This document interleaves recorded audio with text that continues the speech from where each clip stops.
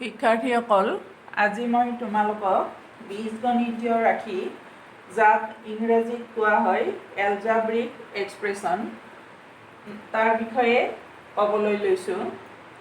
মই ইতিমধ্যে তোমালোকক আগতে নোটখিনি দিয়ে দিছিলোঁ, তোমালোকে নিশ্চয় সেইখিনি পঢ়ি চাইছা।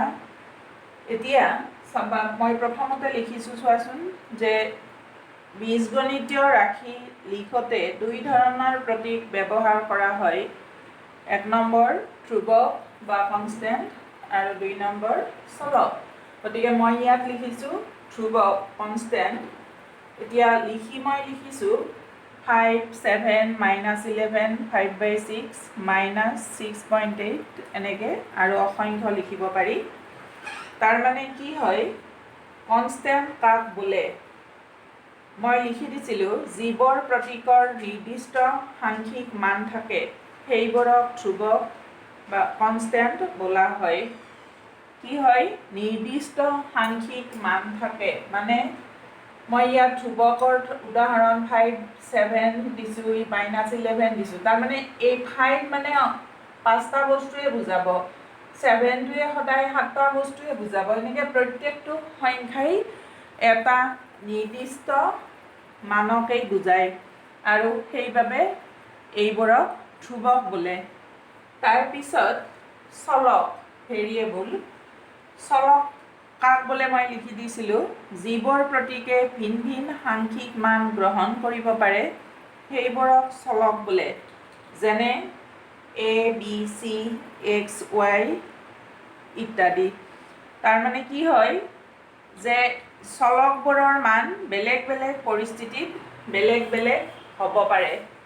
তাৰমানে কি হ'ল যে চলক মানে কি হয়, যিবোৰ প্ৰতীকে ভিন ভিন সাংখ্যিক মান গ্ৰহণ কৰিব পাৰে। A, B, C, X, Y, Z এইবোৰ চলক হয় আৰু সাধাৰণতে চলকবোৰক লিখিবলৈ আমি ইংৰাজী বৰ্ণমালাৰ সৰু আখৰবোৰ ব্যৱহাৰ কৰোঁ, স্মল লেটাৰ্ছবোৰ ব্যৱহাৰ কৰোঁ। গতিকে A, B, C, X, Y, Z, এতিয়া মই যদি কওঁ যে এটা সংখ্যাৰ লগত 7 যোগ, এতিয়া এটা সংখ্যাৰ লগত 7 যোগ, আমি সংখ্যাটো নাজানো, মইতো সংখ্যাটো পোৱা নাই, গতিকে তেতিয়া মই সংখ্যাটো x বুলি লিখিব পাৰোঁ। যদি মই সংখ্যাটো x বুলি লিখিলোঁ তেতিয়াহ'লে সেইটো হ'ব x + 7। মই কি কৈছোঁ, এটা সংখ্যাৰ লগত 7 যোগ, গতিকে সংখ্যাটো মই x বুলি যদি ধৰি লওঁ তেতিয়াহ'লে এইটো কি হ'ব, 7 যোগ কৰিলে x + 7 হ'ব। বা মই যদি কওঁ যে ৰীতাৰ হাতত থকা টকাৰ পৰিমাণ ৰীমাৰ হাতত থকা টকাৰ পৰিমাণতকৈ 5 টকা বেছি। মই কি ক'লোঁ যে ৰীতাৰ হাতত থকা টকাৰ পৰিমাণ ৰীমাৰ হাতত থকা টকাৰ পৰিমাণতকৈ 5 টকা বেছি। গতিকে মই যদি ৰীমাৰ পৰিমাণটো যদি মই A বুলি ধৰি লওঁ, A টকা বুলি ধৰি লওঁ, তেতিয়াহ'লে মই কি কৈছোঁ যে ৰীতাৰ হাতত থকা টকাৰ পৰিমাণ ৰীমাৰ হাতত থকা টকাৰ পৰিমাণতকৈ 5 টকা বেছি। গতিকে ৰীতাৰ হাতত থাকিব A + 5 টকা। কিন্তু মই A-টোৰ মান কিমান নাজানো। A-টোৰ মান যদি 10 টকা হয়, ৰীমাৰ হাতত থকা টকাৰ পৰিমাণ যদি 10 টকা বুলি ধৰি লওঁ, তেতিয়া ৰীতাৰ হাতত এইটো 10 + 5 15 টকা হ'ব। মই যদি ৰীমাৰ হাতত 20 টকা বুলি ধৰি লওঁ, তেতিয়াহ'লে ৰীতাৰ হাতত এইটো 20 + 5 25 টকা হ'ব। তাৰমানে কি হ'ব, এৰ মানটো বিভিন্ন অংকত বা বিভিন্ন উদাহৰণত বেলেগ বেলেগ হ'ব পাৰে। আৰু সেইদৰে আটাইবোৰ চলকৰ মানেই পৰিস্থিতি সাপেক্ষে বা বেলেগ বেলেগ উদাহৰণত বেলেগ বেলেগ হ'ব পাৰে। সেইটো কাৰণে লিখা হৈছে ভেৰিয়েবলৰ সংজ্ঞাটোত যে যিবোৰ প্ৰতীকে ভিন ভিন সাংখ্যিক মান গ্ৰহণ কৰিব পাৰে সেইবোৰক চলক অৰ্থাৎ ভেৰিয়েবল বোলা হয়। আৰু তলত সেইকাৰণে লিখা হৈছে চলকবোৰৰ মান বেলেগ বেলেগ পৰিস্থিতিত বেলেগ বেলেগ হ'ব পাৰে। তাৰ পিছত বীজগণিতীয় ৰাশি কাক বোলে? মই লিখি দিছিলোঁ যে ধ্ৰুৱক আৰু চলকবোৰক যোগ বিয়োগ পূৰণ বা হৰণ প্ৰক্ৰিয়াৰে যুক্ত কৰি পোৱা ৰাশিবোৰকেই বীজগণিতীয় ৰাশি অৰ্থাৎ এলজাব্ৰিক এক্সপ্ৰেছন বোলে।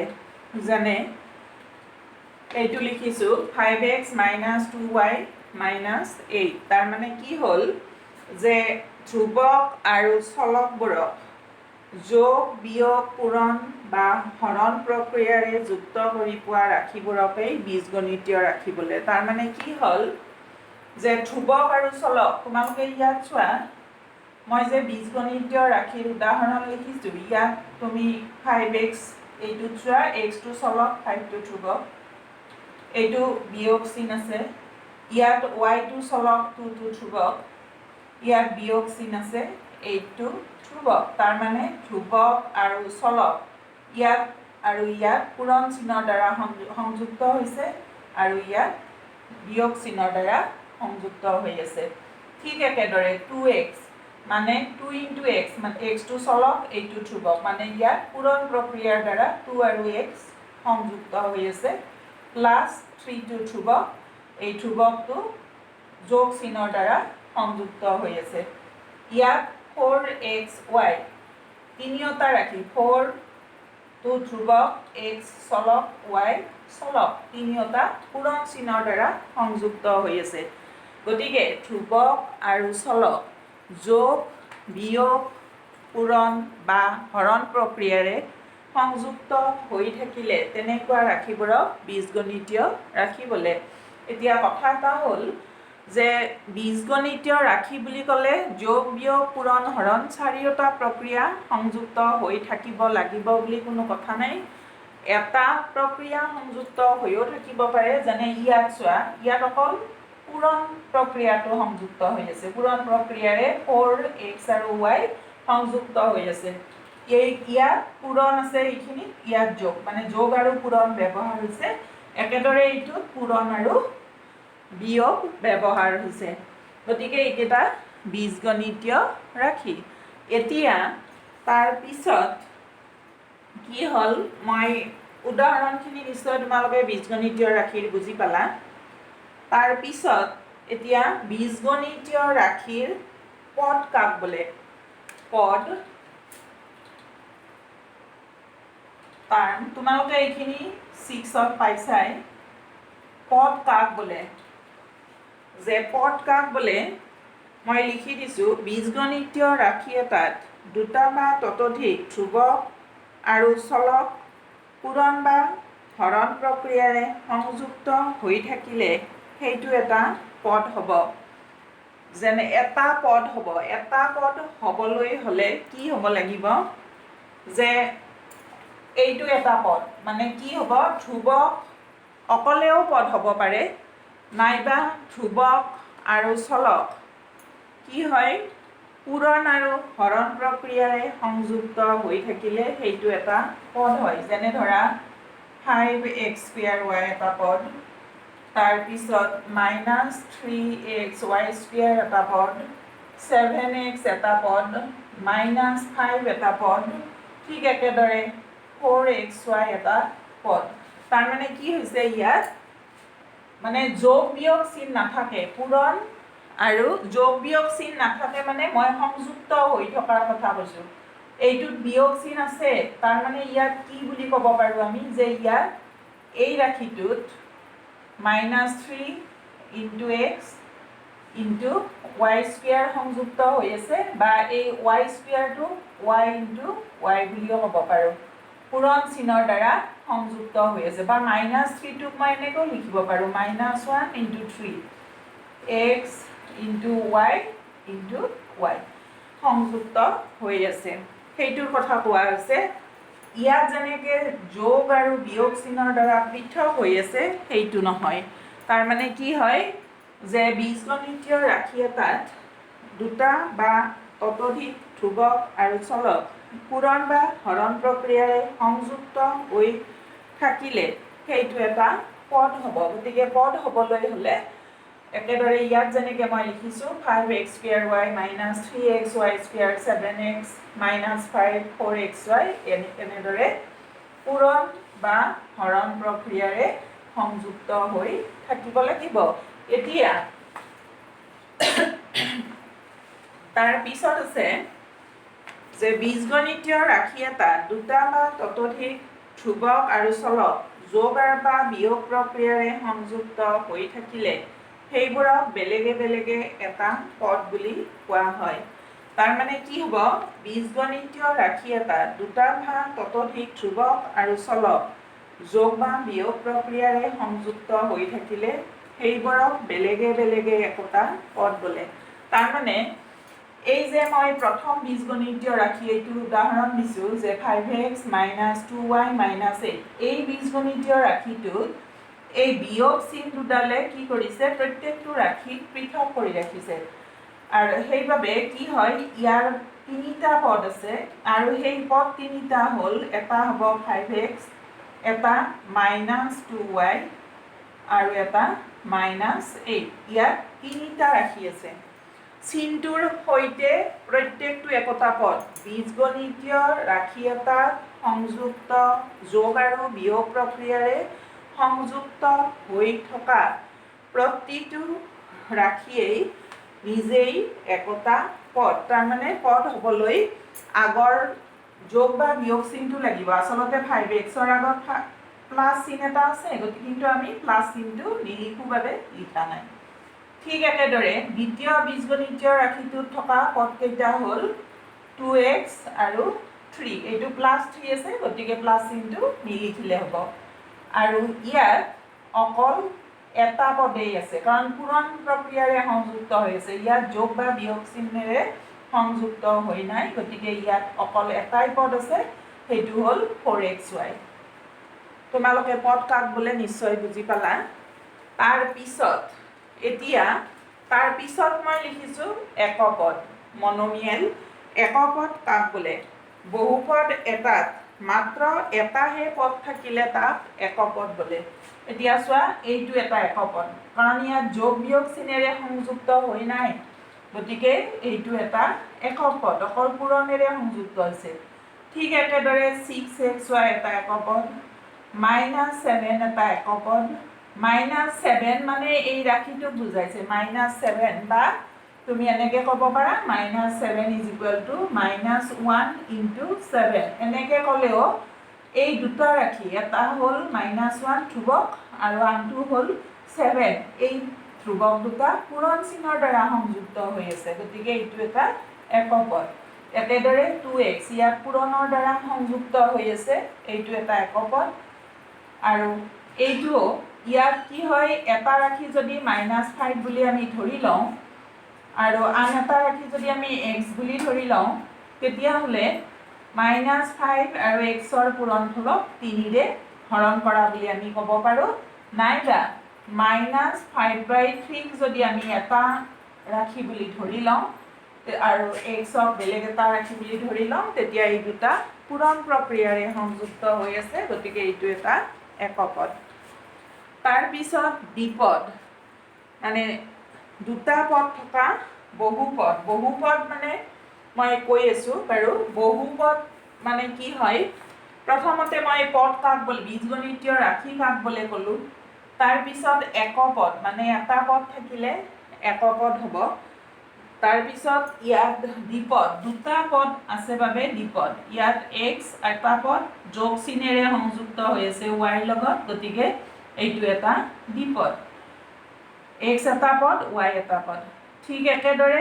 3x² এটা পদ আৰু ইয়াত -5 এটা পদ গতিকে দুটা পদ আছে বিয়োগ চিনৰ দ্বাৰা সংযুক্ত হৈ আছে গতিকে এইটো দ্বিপদ একেদৰে এইটো এটা দ্বিপদ হয় তাৰপিছত ত্ৰিপদ ত্ৰিনমিয়েল তিনিটা পদ ইয়াত এটা x এটা y এটা z তিনিটা পদ আছে ত্ৰিপদ ইয়াত x² এটা পদ 3xy² এটা পদ -y² এটা পদ তিনিটা পদ আছে ত্ৰিপদ একেদৰে এইটো এটা ত্ৰিপদ এতিয়া কথাটো হ'ল বহুপদ কাক বোলে বহুপদ মানে পলিনমিয়েলছ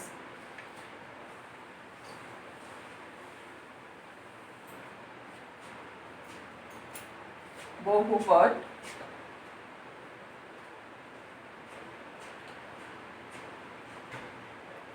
পলিনোমিয়েলস বহুপদ কাক বোলে মই লিখিছোঁ যিবোৰ বীজগণিতীয় ৰাশিৰ চলকৰ সূচকবোৰ অঋণাত্মক অখণ্ড সংখ্যা বা পূৰ্ণ সংখ্যা অঋণাত্মক অখণ্ড সংখ্যা অঋণাত্মক অখণ্ড সংখ্যা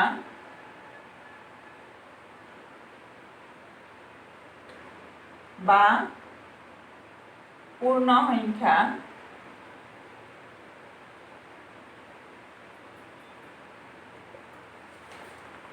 সেইবোৰক বহুপদ বোলে কি বুলি লিখা আছে যিবোৰ বীজগণিতীয় ৰাশিৰ চলকৰ সূচকবোৰ অঋণাত্মক অখণ্ড সংখ্যা চলকৰ সূচক তোমালোকে পঢ়িছা ইতিমধ্যে যে কি হয় যদি মই এক্স স্কুৱেৰ বুলি লিখোঁ তোমালোকে ষষ্ঠ শ্ৰেণীত পাইছিলা যে এক্স স্কুৱেৰ বুলি মই যদি লিখোঁ এক্সটো চলক এইটো ভূমি বুলি কয় বেছ এক্সক ভূমি বুলি কয় বেছ এক্সটো চলক হয় আৰু টু সূচক ইয়াক কি বুলি কোৱা হয় এক্সপনেণ্ট বা পাৱাৰ বুলি কোৱা হয় এক্সপনেণ্ট অৰ পাৱাৰ সূচক বা ঘাত বুলি কোৱা হয় গতিকে আমাক কি কৈছে যিবোৰ বীজগণিতীয় ৰাশিৰ চলকৰ সূচকবোৰ অঋণাত্মক অখণ্ড সংখ্যা মানে এইটো যিটো সূচক থাকিল মই যদি লিখোঁ যে y⁴ এই y-টো চলক এইটো সূচকবোৰ অঋণাত্মক অখণ্ড সংখ্যা বা পূৰ্ণ সংখ্যা তোমালোকে এই কথাটো যদি মনত ৰাখা পূৰ্ণ সংখ্যা বুলি ক'লে 0 1 2 3 এনেকৈ আৰম্ভ হ'ব পূৰ্ণ সংখ্যাবোৰ 0ৰ পৰা আৰম্ভ হয় আৰু অখণ্ড সংখ্যা হ'লে অঋণাত্মক বুলি কৈছে মানে ঋণাত্মকবোৰ নহয় বুলি আমি গমেই পালোঁ অঋণাত্মক শব্দটো কিয় কৈছে যে 0টো ধনাত্মকো নহয় ঋণাত্মকো নহয় সেইটো কাৰণে 0টো অঋণাত্মক মানে ধনাত্মকো নহয় ঋণাত্মকো নহয় আৰু তাৰপিছত অখণ্ড সংখ্যা ধনাত্মকবোৰ হ'ব কাৰণ সেইটো কাৰণে তোমালোকে এই ডেফিনেশ্যন পূৰ্ণ সংখ্যা বুলি যদি মনত ৰাখা বেছি সুবিধা হ'ব যে যিবোৰ বীজগণিতীয় ৰাশিৰ চলকৰ সূচকবোৰ অঋণাত্মক অখণ্ড সংখ্যা বা পূৰ্ণ সংখ্যা সেই ৰাশিবোৰক কি বুলি কোৱা হয় বহুপদ বুলি কোৱা হয় বহুপদ মানে বহুপদ বহু মানে এটাতকৈ বেছি আৰু পদ মানে পদ থাকিলে তাক বহুপদ বোলে মানে এটাতকৈ বেছি পদ থাকে আৰু কি হয় যেনে উদাহৰণটো মই লিখি দিছোঁ 4x² - 6x + 2 এইটো এটা বহুপদ হয় কাৰণ আমাৰ বহুপদৰ সংজ্ঞাটো প্ৰথম এইটো এটা বীজগণিতীয় ৰাশি হয় আমি গমেই পালোঁ যে এইটোৱে বীজগণিতীয় ৰাশি হ'বলৈ কি হ'ব লাগে চলক আৰু ধ্ৰুৱক কি হ'ব লাগিব যোগ বিয়োগ পূৰণ বা হৰণ চিনেৰে সংযুক্ত হৈ থাকিলে সেইবোৰক কি বুলি কোৱা হয় বীজগণিতীয় ৰাশি বুলি কোৱা হয় গতিকে এইটো এটা বীজগণিতীয় ৰাশি আৰু এই বীজগণিতীয় ৰাশিটোত 3টা পদ আছে প্ৰথমটো 4x² ইয়াত চলক xৰ সূচক 2 পূৰ্ণ সংখ্যা হয় দ্বিতীয় পদটো -6x ইয়াত চলকটো xৰ সূচক একো নাই মানে ওপৰত 1 আছে গতিকে এইটো কি হয় পূৰ্ণ সংখ্যা হয় আৰু 2ৰ লগত একো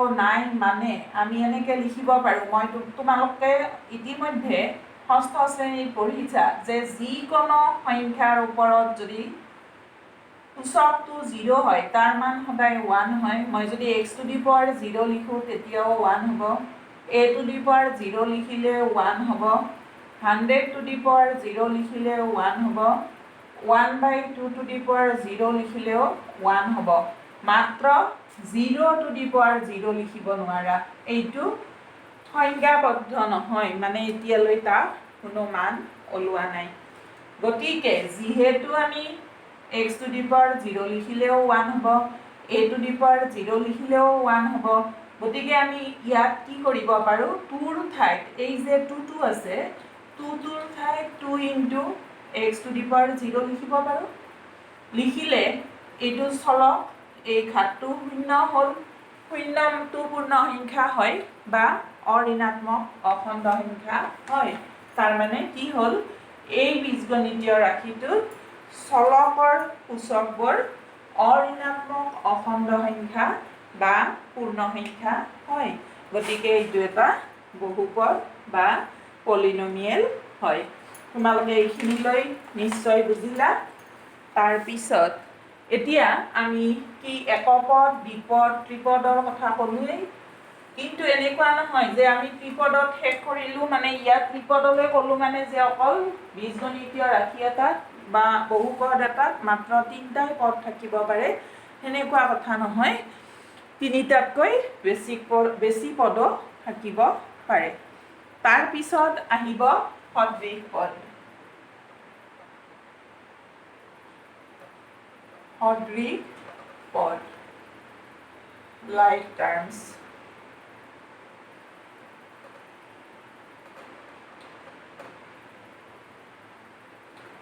সদৃশ পদ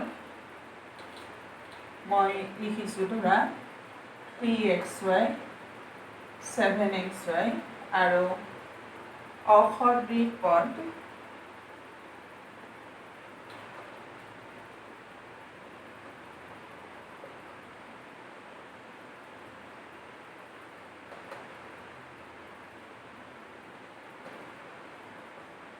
unlike terms,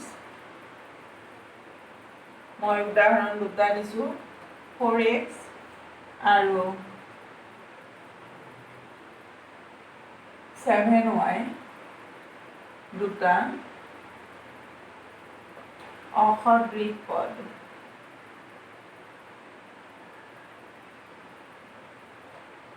আৰু 2 নম্বৰ 8xy আৰু 5 দুটা অসদৃশ পদ।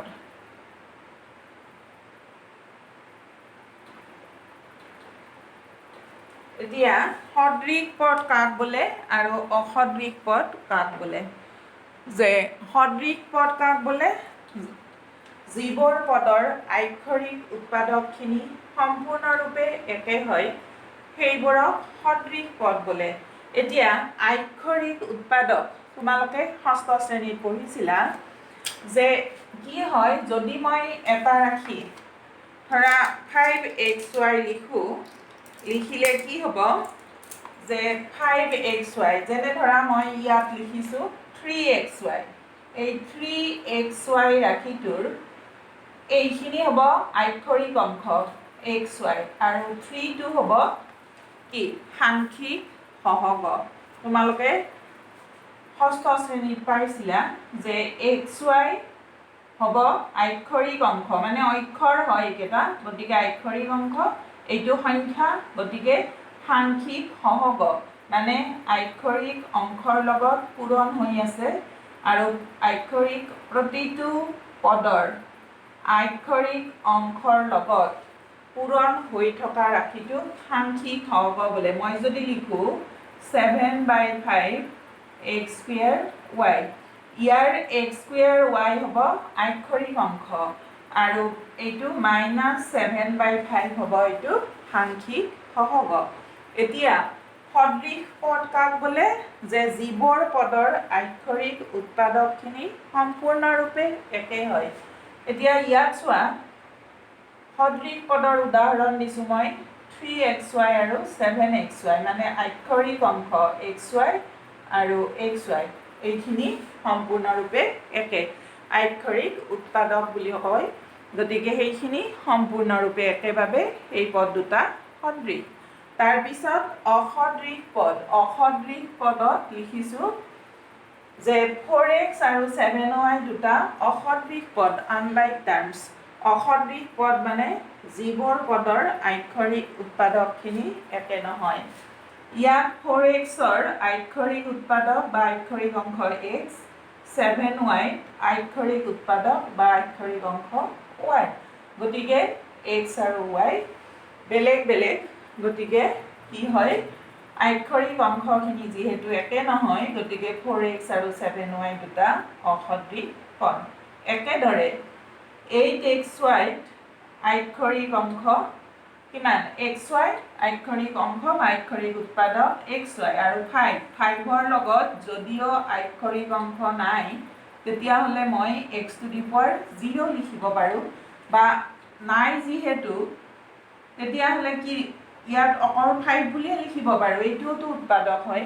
গতিকে x to the power 0 লিখিলেও কিন্তু একে নহয়, কাৰণ ইয়াত xy আছে মানে কিমান ইয়াত x to the power 1 into y, এইটো x to the power 1 আৰু এইটো মই যদি x to the power 0 লিখোঁ তেতিয়াহ'লে এইটো হ'ল x to the power 0, গতিকে একে হ'ব নোৱাৰে। x to the power 0 আৰু x to the power 1 একে নহয়, গতিকে কি হ'ব এই দুটা অসদৃশ পদ হ'ব। গতিকে তোমালোকে নিশ্চয় বুজি পালা সদৃশ পদ আৰু অসদৃশ পদ কাক কয়। গতিকে তোমালোকে মই দিয়া নোটখিনি ইতিমধ্যে লিখিয়েই লৈছা, আৰু এতিয়া তোমালোকে ভিডিঅ'টো চাই পেলাই সেইখিনি পঢ়ি কথাখিনি ভালদৰে বুজি ল'বা, আৰু তেতিয়াহ'লে পিছৰ অংশখিনি আমি ভালদৰে কৰিব পাৰিম। ধন্যবাদ।